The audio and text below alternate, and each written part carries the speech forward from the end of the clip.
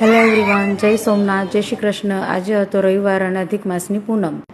તો અમે ત્રણેય રેડી થઈને નીકળી ગયા હવેલીએ ઠાકોરજીના દર્શન કરવા. પણ ત્યાં મનોરથ તૈયાર થવામાં થોડી વાર હતી, એટલે અમે સમયનો સદુપયોગ કરવાનું નક્કી કર્યું અને બાઇક લઈને નીકળી પડ્યા ભાલકા તીર્થ. અધિક માસની પૂનમ હોવાથી તે દર્શન કરવા માટે લોકોની ભારે ભીડ હતી. એક તો ઉનાળાના દિવસો અને આ વખતે ગરમી પણ એટલી વધારે છે કે વાત જ ના પૂછો. ખેર, અમે ત્યાં પહોંચી શાંતિથી દર્શન કર્યા, આરતી લીધી અને પ્રદક્ષિણા કરી અને અમારા નાના કાનુડા એટલે કે શિવાંશની સાથે થોડી વાર ત્યાં શાંતિથી બેસ્યા. શિવાને તો ત્યાં બહુ જ મજા આવી ગઈ હતી.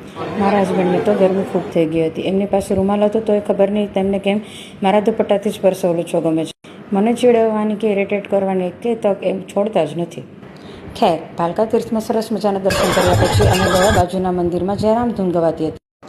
એન્ડ ગેસ વોટ, ત્યાં અચાનક જ મારા સાસુમાં મળી ગયા. અમને જોઈને તે સાવ સરપ્રાઈઝ થઈ ગયા. એકચ્યુઅલી મારા સાસુમાં અને તેમના મહિલા મંડળ ત્યાં સેવા કરવા માટે જાય છે.